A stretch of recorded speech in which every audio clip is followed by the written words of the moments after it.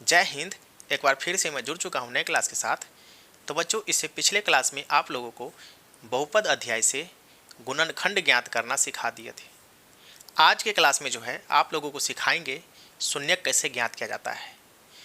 तो क्लास को शुरू करने से पहले आपसे एक रिक्वेस्ट करना चाहते हैं, यदि आप हमारे चैनल पर नए हैं और अभी तक चैनल को सब्सक्राइब नहीं किए हैं तो चैनल को सब्सक्राइब कर लीजिए।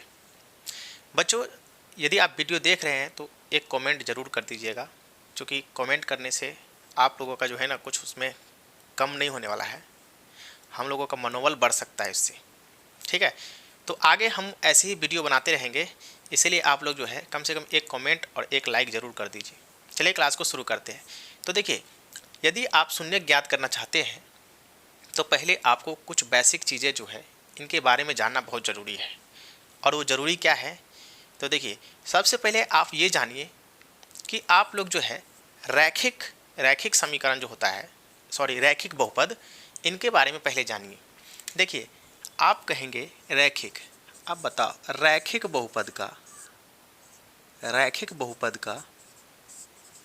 बहुपद का व्यापक रूप क्या होता है? व्यापक रूप क्या होता है? तो आप लोग सोचेंगे, विचारेंगे, तब भी आप लोगों को शायद पता होगा या नहीं होगा, ये तो बात की बात है, क्योंकि हम लोग तो अभी कुछ देख नहीं पा रहे हैं। जब तक लाइव नहीं रहेंगे तब तक कुछ देख नहीं पाएंगे। ठीक है, तो आप लोगों से यही रिक्वेस्ट है कि जल्दी से जल्दी हमारे चैनल को 1000 सब्सक्राइबर कीजिए, ताकि हम लोग जो है लाइव में वीडियो बनाएं। अभी रिकॉर्डेड वीडियो होगा तो रिकॉर्डेड वीडियो में हम कुछ देख नहीं पाते हैं, इसलिए आप लोग जो है थोड़ा हमारे चैनल को जल्दी से जल्दी जो है क्या बोलते हैं, ट्रेंडिंग में लाइए, तब जो जाकर के हम लोग जो है ना लाइव चलाएंगे। तो देखिए, रैखिक बहुपद का व्यापक रूप क्या होता है? तो रैखिक बहुपद का व्यापक रूप जो होता है ax प्लस बी होता है। ax प्लस बी, ये है रैखिक बहुपद का व्यापक रूप। ठीक है, ax प्लस बी। अब इसी में देखेंगे तो रैखिक बहुपद का जो होता है घात कितना होता है? घात, तो रैखिक बहुपद का घात होता है 1। कितना होता है? 1 होता है। ठीक है, ये था रैखिक। अब इनका शून्यक निकालने के लिए शून्यक कैसे निकालेंगे? तो देखिए, शून्यक निकालने के लिए यहाँ पे सवाल दिया रहेगा आपको 2x प्लस 3 बराबर 0। ठीक है, शून्यक निकालने के लिए ऐसे ही दिया रहेगा। तो आप इसका शून्यक कैसे निकालेंगे? तो 2x बराबर माइनस के 3, x बराबर -3/2। ये क्या है? ये रैखिक बहुपद का शून्यक ज्ञात हो गया है। ठीक है, ये था कुछ बेसिक चीज़ें हैं जिनके बारे में जानना बहुत ज़रूरी है। अब देखिए, इसी में मैं आपको एक सवाल दे दूं, यहाँ पे दे दूं x प्लस 3 बराबर 0। अब इनको कहूँ शून्य ज्ञात करने के लिए, तो कैसे ज्ञात करेंगे? तो देखिए, इनको बराबर के उस साइड रख दीजिए, बराबर के इस साइड रखेंगे तो -3, ये इनका क्या हो गया? शून्य ज्ञात हो गया। क्या हो गया? अब इसी में देखेंगे, मान लीजिए एक सवाल और ले लीजिए। क्या ले लीजिए? देखिए, 3x माइनस के 4 नहीं 6 लीजिए, 6, और x बराबर, यहाँ पे शून्यक डालिए, शून्य डालिए, ताकि शून्य ज्ञात करने के लिए आपको जो है ना बराबर दे करके शून्य डालना ज़रूरी है। क्योंकि यहाँ पे हम लिखेंगे, पहले शून्य ज्ञात करने के लिए सबसे पहले लिखेंगे p फंक्शन ऑफ x बराबर 0, मान करके चलना होगा। शून्य ज्ञात करने के लिए p फंक्शन ऑफ x बराबर 0। आप यदि ये सब लिखते हैं तो बोर्ड में आपको भर भर के नंबर दिया जाएगा। ठीक है, तो इसी में बच्चे जो टॉपर करते हैं कैसे करते हैं? इसी सब को लिखते हैं। उसके वजह से कुछ बच्चे क्या गलती करते हैं, तो ये सब जो है ना दिखाता नहीं है और डायरेक्ट सवाल को सॉल्व करके चले आते हैं। तो बोर्ड वाले क्या समझते हैं कि ये बच्चा जो है ना सिर्फ बनाया है, इसके बारे में कुछ अधिक जानकारी है नहीं। और टॉपर बच्चे को क्या करता है, यही सब देख देख करके टॉपर बनाया जाता है कि बच्चे ने लिखा कैसे, इसका लिखावट कैसा है, हैंड राइटिंग देखा जाता है, छोटी छोटी बातों को उसमें देखा जाता है कि क्या इसमें है कि नहीं है, तब जाके वो बच्चे टॉपर बनते हैं। ठीक है, तो ये चीज़ें जानना बहुत ज़रूरी है। अब देखिए, हम लोग यदि इसमें कहें कि द्विघात बहुपद का व्यापक रूप क्या होता है, तो आप कहेंगे इसको पहले मिटाते हैं।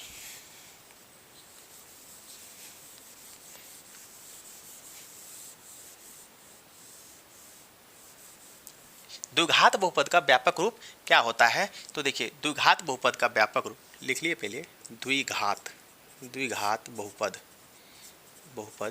का व्यापक रूप, व्यापक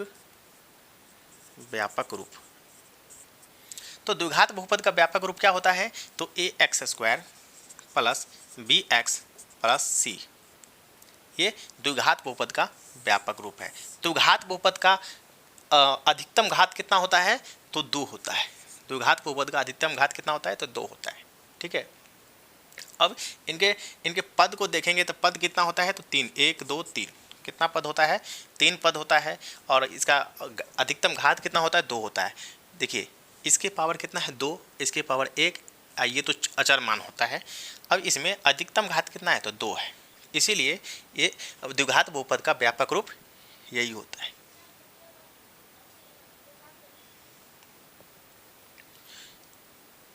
चलो अभी छे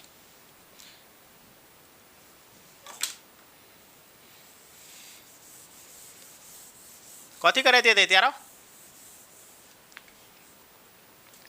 तो ये था, ये कुछ बेसिक चीज़ें था जिनके बारे में हम लोगों ने सीखे हैं। ठीक है, अब देखिए अगर आपसे कोई पूछे कि द्विघात बहुपद का जो है शून्यक कितना ज्ञात कर सकते हैं, तो द्विघात बहुपद का शून्यक जो है 2 ज्ञात होगा। कितना? 2। और रैखिक का पूछेगा तो 1 ही ज्ञात होगा। कितना? तो 1 ही ज्ञात होगा। ठीक है, तो अब यहाँ पे देखेंगे द्विघात बहुपद का शून्यक कितना ज्ञात होता है। तो यहाँ पे देखिए लिख लेते हैं 2x² प्लस 3। तो यहाँ पे देखिए 2x², पहले तो यहाँ पे मान लीजिए, माना p फंक्शन ऑफ x बराबर 0। अब यहाँ पे 2x² को ऐसे ही लिखिए, प्लस के 3 बराबर के 0। अब 2x², यहाँ पे 2x² प्लस 3 बराबर 3 नहीं, यहाँ पे 3 को मत डालिए, 2x² बराबर माइनस के 3। अब 2x² बराबर माइनस के, सॉरी क्या कर रहे हैं हम, x² बराबर माइनस के 3/2। अब यहाँ पे देखिए -3/2 तो चलाया है, लेकिन x² भी बाकी है, तो लिखेंगे x बराबर √(-3/2), लेकिन ये प्लस माइनस दोनों में होता है, इसीलिए x यहाँ पे x बराबर -√3/2, उसके बाद एक हो जाएगा -√3/2। एक प्लस में, एक माइनस में होता है, प्लस माइनस दोनों में होता है, एक प्लस में और एक माइनस में। ठीक है, तो यहाँ पे कितना? तो 2 हो रहा है। तो द्विघात बहुपद का शून्य कितना ज्ञात होगा? 2 होगा। और रैखिक बहुपद का शून्य कितना ज्ञात होगा? तो 1 ज्ञात होगा। ठीक है, अब जो है हम लोग चलेंगे सवाल की ओर। कहाँ चलेंगे? सवाल की ओर। तो चलिए पहले इसको साफ कर लेते हैं।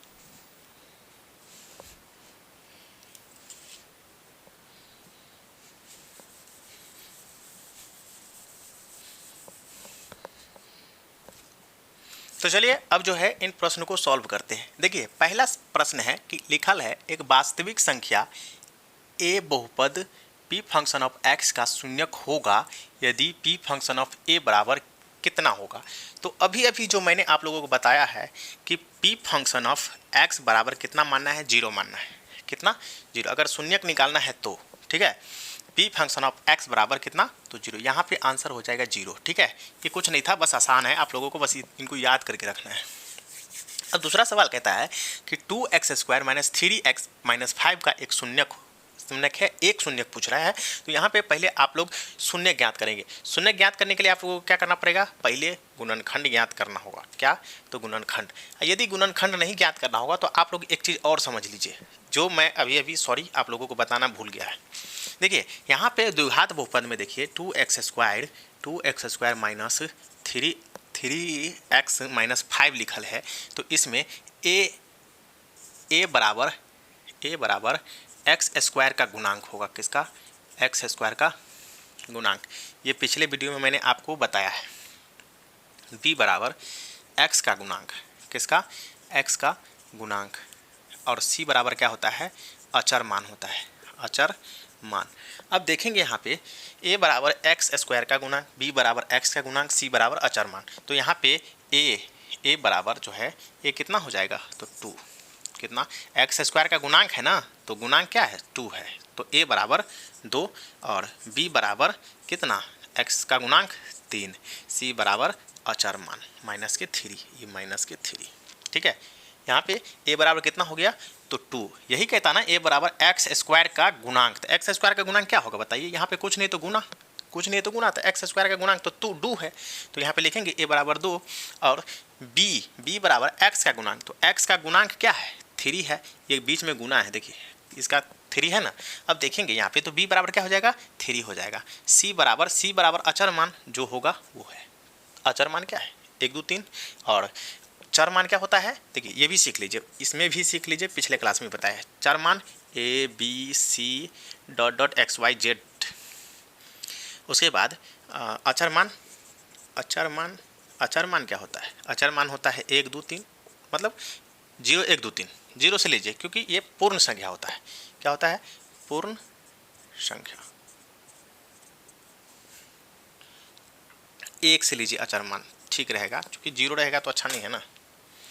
जहाँ यहाँ पे लिखेंगे, जहाँ एक चीज़ याद रख लीजिए, a is not equal to क्या, 0। यहाँ पे a का मान जो है ना, जो a होता है, देखिए अभी क्या बताए हैं द्विघात बहुपद का, द्विघात बहुपद का जो है व्यापक रूप क्या बताए हैं, तो ax² plus bx plus c। यहाँ पे अगर a का मान अगर 0 दे देंगे तो ये सिद्ध नहीं हो पाएगा, इसीलिए a is not equal to 0, a का मान 0 नहीं होना चाहिए, b का मान हो जाएगा चलने वाला ही, इससे कोई दिक्कत नहीं है, ठीक है। तो ये था कुछ बेसिक चीज़, अभी आप लोग सीख लिए हैं, ठीक है। हम इन सवालों को मिटाते हैं, इसके बाद हम आपको ये सवाल बताएंगे, ठीक है। यहाँ पे इसको मिटा लेते हैं सवाल को, और इस सवाल में कहता क्या है, इन सवालों में कहता है कि 2x² माइनस 3x माइनस 5 का एक शून्यक है। तो शून्यक निकालने के लिए कहता है ना, तो 2x² माइनस 3x माइनस 5। अब इसका गुणनखंड ज्ञात कीजिए, तो इसका फैक्टराइज करना होगा। तो फैक्टराइज करिए तो 5 को 2 से, यानी कि फर्स्ट इंटू लास्ट पहले गुना करना पड़ेगा। तो 5 दूनी 10, कितना होगा 10, ठीक है। अब 10 को इस तरीक़ा से तोड़ना है कि गुना करने पर 5 आना चाहिए, ठीक है। फैक्टर जो करेंगे आप यहाँ पे, तो तोड़ने के बाद यहाँ पे उन्हीं संख्या से गुना करने के बाद कितना आना चाहिए, यहाँ पे 10 आना चाहिए। और क्या 5 बता दी थी क्या, नहीं 10 लाना है। कितना, देखिए यहाँ पे गुना कर देना फर्स्ट इंटू लास्ट तक, कितना हो गया, ये संख्या अब हो गया 10। अब 10 को तोड़िए तो 2 पंचे 10। अब इन दोनों संख्या को गुना करने के बाद 10 आना चाहिए, और जोड़ने या घटाने के बाद कितना आना चाहिए, तो 3 आना चाहिए। तो यहाँ पे कैसे लिखेंगे तो -3 आ जाएगा, और कैसे लिखेंगे तो माइनस के 5 आ जाएगा, और सॉरी 10 आ जाएगा, ठीक है। यहाँ पे तो 2x² माइनस लिखे, हाँ माइनस के 5x, उसके बाद प्लस के 2x। देखिए 5 में से 2 को घटाएंगे तो -3, -5 में से +2 को घटाएंगे तो कितना होगा, -3। घटाइए ना, -5 में से -2 को घटाएंगे तो 3, माइनस वाला संख्या ज़्यादा है तो माइनस होगा, ठीक है। इसीलिए यहाँ पे लिखेंगे 2x। अब माइनस में कितना हो जाएगा 5। अब देखिए इन दोनों को गुना कीजिए तो 5 दूनी कितना होता है, 5 दूनी 10, लेकिन माइनस में है तो माइनस में होगा, क्योंकि माइनस प्लस को गुना करने, माइनस गुने प्लस क्या होता है बताइए, माइनस गुने प्लस क्या होता है, तो माइनस होता है। तो इन दोनों को गुना करने के बाद कितना हो गया, माइनस के 10। अब देखिए यहाँ पे फैक्टराइज करने के बाद क्या होगा, तो लिखेंगे यहाँ पे इन दोनों में देखेंगे। अब इन दोनों को कॉमा लेंगे, क्या करेंगे, इन दोनों में देखिए, इन दोनों में आपको क्या दिख रहा है, तो देखेंगे, कहेंगे सर इसमें x दिख रहा है, इसमें x दिख रहा है, इसमें 2 दिख रहा है, इसमें 5 दिख रहा है, लेकिन 2 5 एक जैसा नहीं है, x तो एक जैसा है, एक ही कैटेगरी का है, ये चर मान है, ठीक है। तो इन दोनों में हम कॉमा ले सकते हैं x, क्या कॉमा ले सकते हैं, x यदि कॉमा ले लेंगे तो बताइए, यहाँ से भी एक x ले, यहाँ से भी ले लिए, तो बचा इसमें एगो 2 और एगो x। तो बताओ 2x बचा, माइनस में क्या है, -5 और x, इस दोनों में से एक तो x कॉमा ले लिए हैं, तो बताइए यहाँ पे क्या बचा 5, ठीक है। अब अगला देखिए प्लस के 2, इन दोनों में प्लस के 2 नहीं, प्लस के 2 कैसे लिखेंगे बताइए, इन 2 और 5 में क्या 2 और 5 में कॉमा हो सकता है, तो नहीं होगा। क्या x यहाँ पे है, यहाँ पे x है तो नहीं है, तो बताइए यहाँ पे कॉमा का क्या होगा, तो यहाँ पे कॉमा 1 होगा, क्या होगा 1। अगर कुछ नहीं मैच करे तो वहाँ पे कॉमा 1 ले लीजिए, क्या लेना है 1। अब बताइए अगर 1 ले लिए तो यहाँ पे जो जैसे है वैसे ही रह गया, तो 2x माइनस के 5। अब माइनस प्लस माइनस माइनस के 5, 5 को 1 से गुना करेंगे तो 5, और प्लस और प्लस को गुना करेंगे 2x को 1 से, तो कितना हो जाएगा 2। ठीक है, 1 को 2 से गुना करेंगे तो 2, 1 को 5 से गुना करेंगे तो माइनस के 5। ये प्लस में, ये माइनस, माइनस प्लस माइनस। अब x प्लस 1 2x माइनस 5। ठीक है, यहाँ से आपको क्या करना है, शून्यक निकालना है ना। तो शून्यक निकालने के लिए क्या करना पड़ेगा, तो x प्लस 1 बराबर के 0 और x 2x माइनस 5 बराबर के 0, दोनों के बराबर में क्या डालना होगा, 0 डालना होगा। हम बताए हैं p फंक्शन ऑफ x बराबर बराबर 0। ये तो यहाँ पे p फंक्शन ऑफ x बराबर 0 माने हैं। तो अगर शून्यक निकालना हो तो यहाँ पे x प्लस 1 के बराबर में कितना डालना होगा, 0 डालना होगा। अब x बराबर, ये बराबर के उस साइड जाएगा तो क्या होगा, माइनस के 1 होगा। और इनको देखिए, इनको 2x बराबर प्लस के 5, x बराबर 5/2। अब बताओ यहाँ पे कहता क्या है कि एक शून्यक डॉट डॉट है, तो बताओ एक ही शून्यक पूछ रहा है, या तो आप इनको लिखिए या तो आप इनको लिखिए, दोनों सही है। ठीक है, अगर आपका मन होगा तो x बराबर -1, यहाँ पे -1 दे दीजिए। अगर आपका मन हो कि हम 1 को काहे लेंगे, हमारा मन है 5/2 लेने का, तो आपका मन है तो आप अपने मन से ले लीजिए 5/2। ठीक है, इसमें कोई जोर जबरदस्ती नहीं है। पिछले क्लास में आप लोगों को क्या बताया, गुणनखंड को आप जैसे मन हो वैसे तोड़ दीजिए। ठीक है,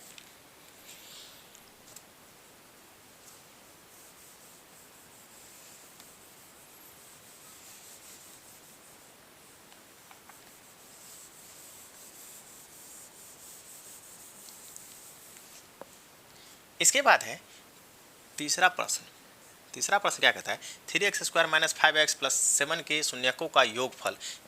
ये फार्मूला है। शून्यकों का योगफल क्या होता है, शून्यकों का, अरे हम तो गलती लिख रहे हैं क्या, शून्यकों का योगफल बराबर, और शून्यकों का गुणनफल बराबर। देखिए, यदि आपसे पूछे शून्यकों का योगफल, तो इसका शून्यकों का योगफल बराबर होता है अल्फा प्लस बीटा। ठीक है, अगर शून्यकों का गुणनफल पूछे तो अल्फा इंटू बीटा, इनके अल्फा प्लस बीटा बराबर क्या होता है, माइनस के b/a, और अल्फा इंटू बीटा बराबर होता है c/a। ठीक है, तो आप लोग एक चीज़ समझ लीजिए। आप कहेंगे सर ये -b a ये क्या लिखल है, ये फार्मूला लिखल है, क्या लिखल है, फार्मूला। तो देखो बुआ, ये फार्मूला जो लिखल है ना, तो आप लोग कहेंगे कि b कहाँ से लाएंगे, इस सवाल में b कहाँ दिख रहा है। तो अभी आप लोगों को बताए हैं 3x² माइनस 5x प्लस 7 का a बराबर x² का गुणांक b बराबर x का गुणांक और c बराबर अचर मान। तो बताइए इसमें a बराबर x² का गुणांक क्या है, x² का गुणांक 3 है, तो a बराबर क्या हो जाएगा 3। तो b बराबर क्या हो जाएगा x का गुणांक, b बराबर x का गुणांक, तो x का गुणांक कितना है 5 है, क्या है 5, तो कितना हो जाएगा b बराबर 5। c बराबर क्या होगा अचर मान, यहाँ पे -5, c बराबर अचर मान। तो a का मान निकल गया, b का मान निकल गया, c का मान निकल गया। तो बताइए यहाँ पे सवाल में क्या दिल है, शून्यकों का योगफल। शून्यकों का योगफल क्या होता है, -b/a। तो -b/a तो -5 है, b का मान कितना है -5, और माइनस फार्मूलों में है तो -5/a कितना है, तो 3 है। तो बता बुआ, माइनस को माइनस से गुना करेंगे तो क्या हो जाएगा प्लस, तो 5/3, एक आंसर निकल गया। दूसरा कहता है कि शून्यकों का गुणनफल, यही कहता है ना शून्यकों का गुणनफल। तो गुणनफल क्या है, अल्फा इंटू बीटा बराबर c/a, अल्फा इंटू बीटा बराबर c/a बराबर c कितना है, c दिल है, c कितना दिल है, अरे कहाँ गया, c दिल है 7, और ए कितना दिल है 3, दूसरा ज्ञात। कथी बोला आदित्य?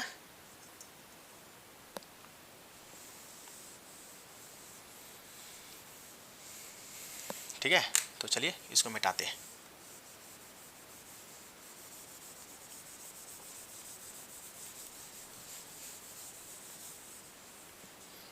चौथा सवाल है A X square plus B X plus C dot dot दिया है। यहाँ पे कुछ नहीं, यहाँ पे खाली स्थान है, यहाँ पे निकालना है। यहाँ पे क्या होगा, x minus alpha X minus beta देल है, जहाँ अल्फा इंटू बीटा और A X square plus B X plus C के शून्यक है, इतना का शून्यक है। चलिए यहाँ पे निकालते हैं। प्रश्न में दिल है, यहाँ पे तो खाली स्थान है ना, x माइनस अल्फा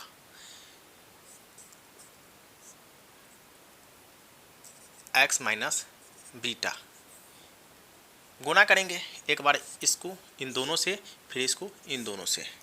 तो x को x से गुना करेंगे तो एक्स स्क्वायर, कुछ नहीं है तो प्लस, अरे रे x को x से गुना करते x square minus x beta, beta x लिखिए ठीक रहेगा, बीटा एक्स। उसके बाद माइनस को प्लस से गुना कीजिए तो माइनस अल्फा एक्स। उसके बाद माइनस को माइनस से गुना करेंगे तो प्लस अल्फा, बीटा को गुना करेंगे तो अल्फा इंटू बीटा। ठीक है, अब देखेंगे यहाँ पे एक्स स्क्वायर माइनस के minus beta X minus alpha X plus alpha beta. ठीक है, क्या निकला, X square minus B X minus alpha X plus alpha beta. यही आप देखिए, गुना कीजिए तो एक बार इनसे गुना कीजिए, इन दोनों से, इनसे और इनसे, और एक बार इनसे गुना कीजिए। ठीक है, एक बार इन दोनों से गुना करना है, एक बार इन दोनों से गुना करें, इसको इन दोनों से, इसको इन दोनों से गुना कर लेंगे। गुना करने के बाद ये फार्मूले होता है x square minus alpha plus beta और उसके बाद x plus alpha into beta, ये फार्मूला होता है। ठीक है, ये फार्मूला ही ज्ञात करेंगे। यहाँ पे देखिए पहले तो यहाँ पे क्या बचा, एक्स स्क्वायर। अब देखिए यहाँ पे इन दोनों में आपको क्या दिख रहा है, तो इन दोनों में कहेंगे कि सर इसमें x इसमें x, तो क्या हम x कॉमा ले सकते हैं, तो जी बिल्कुल ले सकते हैं। कॉमा लेने में क्या दिक्कत है, यदि आप लोगों को कॉमा लेने में दिक्कत होता है तो बताओ बच्चों, यहाँ पे 4x प्लस 8 में क्या कॉमा हो रहा है, तो कहेंगे सर इसमें 4 इसमें 8 लग रहा है भाग, क्या हो जाएगा x प्लस 2। 4 को गुना करेंगे x से तो 4x प्लस 4 दूनी 8 हो गया ना, तो कॉमा ऐसे लिया जाता है। तो इन दोनों में क्या कॉमा ले रहा है, x, बचा क्या अल्फा। लेकिन यहाँ पे देखिए माइनस माइनस, दोनों में माइनस भी कॉमा हुआ है ना, माइनस, तो यहाँ पे x को अल्फा से गुना किए तो यहाँ पे x को अल्फा से कैसे, पहले बीटा ना होगा, बीटा x बीटा, तो x बीटा को गुना करेंगे तो x बीटा माइनस में, फिर यहाँ पे क्या डालेंगे प्लस, क्योंकि अगर बाहर में चिन्ह अगर माइनस में होता है तो अंदर में क्या होगा प्लस में, तब ना प्लस माइनस माइनस होगा, यहाँ पे चिन्ह बदल जाएगा। अल्फा x को अल्फा से गुना करेंगे तो अल्फा x, लेकिन माइनस प्लस को गुना करेंगे तो माइनस, प्लस में अल्फा इंटू बीटा। हम लोगों को फार्मूला सिद्ध करना है, ये फार्मूला सिद्ध करना है। ठीक है, ये फार्मूला होता है, ये फार्मूला होता है। और इनके बराबर में क्या होता है, इनके बराबर में होता है ए। ठीक है, ए बराबर में नहीं होता है, इसको कोष्टक में होता है। लेकिन हम लोगों को इतना नहीं याद करना है, ए को याद नहीं करना है, इतना ही याद करना है। इस पे आपको मान ज्ञात होगा, और किसका मान ज्ञात होगा, तो आपसे पूछेगा कि अल्फा का मान दिया है, बीटा का मान दिया है, आप लोगों को बहुपद ज्ञात करना है। क्या ज्ञात करना है, तो बहुपद ज्ञात करना है। तो बहुपद ज्ञात करने के लिए ये फार्मूला होता है, ये फार्मूला बहुपद ज्ञात करने के लिए होता है। और यदि आप लोगों को देखेंगे तो फार्मूला में ये चीज़ भी बहुत ज़रूरी है, इनको याद करना ज़रूरी है। तो यहाँ पे देखेंगे तो हम इसको सही से लिखेंगे तो ये फार्मूला के जैसा हो जाएगा। तो एक्स स्क्वायर माइनस, लिखिए पहले अल्फा प्लस बीटा, एक्स को यहाँ पे भेज दी साइड से, प्लस अल्फा इंटू बीटा।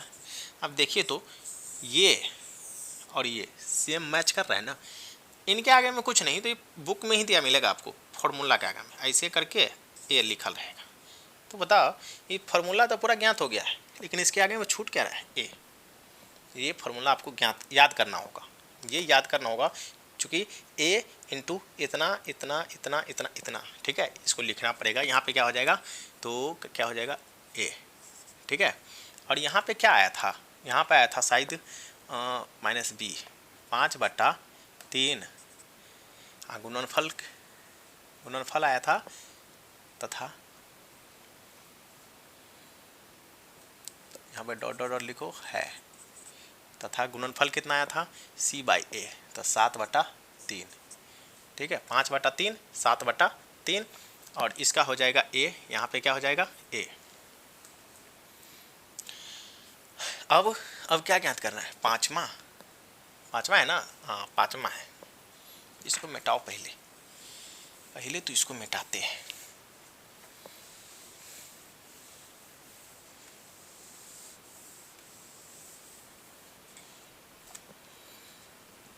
अगला सवाल है, यदि ax² plus bx plus c के शून्यक अल्फा बीटा हो तो alpha plus beta dot dot alpha into beta बराबर ज्ञात करने के लिए कह रहा है। तो देखिए इन सवाल में क्या है कि हम देखेंगे कि फार्मूला है ये अल्फा प्लस बीटा बराबर होता है -b/a, क्या होता है -b/a, और अल्फा इंटू बीटा बराबर होता है c/a, क्या होता है c/a। अब देखेंगे यहाँ पे क्या देखेंगे, तो देखिए ax² लिखेंगे हल, यहाँ पे हल क्या है, तो देखेंगे यहाँ पे देखिए a बराबर कितना है, पहले लिख लीजिए इनको, ax² plus bx plus c, इनको लिखिए, यहाँ पे दिया है ax² plus bx plus c के शून्यक अल्फा बीटा हो तो अल्फा प्लस बीटा के ज्ञात करने के लिए, तो a बराबर a है, b बराबर b है, c बराबर c है, ठीक है, इसमें कुछ दिया नहीं है। कह रहा है यहाँ पे अल्फा प्लस बीटा बराबर क्या होता है -b/a, तो -b कितना है, तो प्लस के b है, तो यहाँ पे माइनस फार्मूले में होता है और b प्लस में है, तो बताइए a कितना है, तो a है, बराबर कितना हो जाएगा -b/a, इसका मतलब यहाँ पे -b/a होगा, और अल्फा इंटू बीटा बराबर c/a, तो c दिल है, a दिल है, इसका मतलब यहाँ पे c/a हो जाएगा, ठीक है।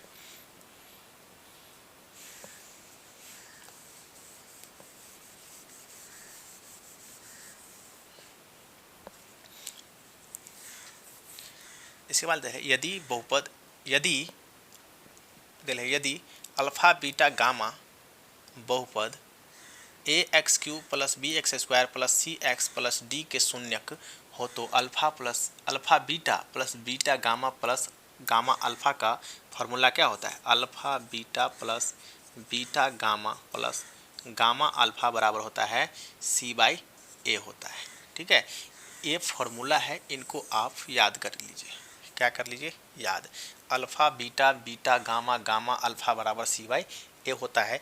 इसी में एक और प्रश्न होता है, फार्मूला होता है alpha into beta into gamma, इनका होता है -d/a। तो देखिए ये सातवां प्रश्न है, यही अल्फा बीटा गामा बहुपद x³ -7x² plus 5x plus 9 के शून्यक हो तो अल्फा बीटा गामा, यही पूछ रहा है ना, alpha into beta into gamma का पूछ रहा है, तो क्या होता है -d/a। अब इस प्रश्न को यहाँ पे लिखिए, दिया है x³ -7x² plus 5x plus 9, ठीक है।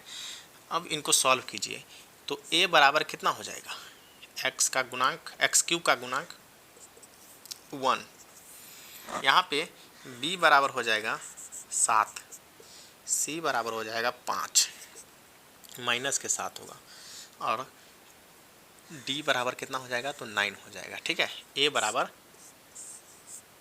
1, यहाँ पे कुछ नहीं तो 1 है, कुछ नहीं तो 1, ठीक है। उसके बाद b बराबर माइनस के 7, ये 7, c बराबर, तो देखिए a b c d, तो यहाँ पे c कितना है 5 है, d बराबर 9 है। तो यहाँ पे देखिए फार्मूला में क्या कहता है, alpha into beta into gamma बराबर माइनस डी बाई ए। तो यहाँ पे डी कितना है, 9 दिल है, डी माइनस 9 हो जाएगा। उसके बाद ए कितना है, तो ए 1 है, ए 1 है। तो यहाँ पे देखिए -9 को 1 से भाग देंगे तो माइनस के 9 ही होगा। तो यहाँ पे क्या लिखाएगा, माइनस के 9, ठीक है। और यहाँ पे हो जाएगा सी बाई ए। चलिए अब देखते हैं दूसरा नंबर प्रश्न। दूसरा नंबर,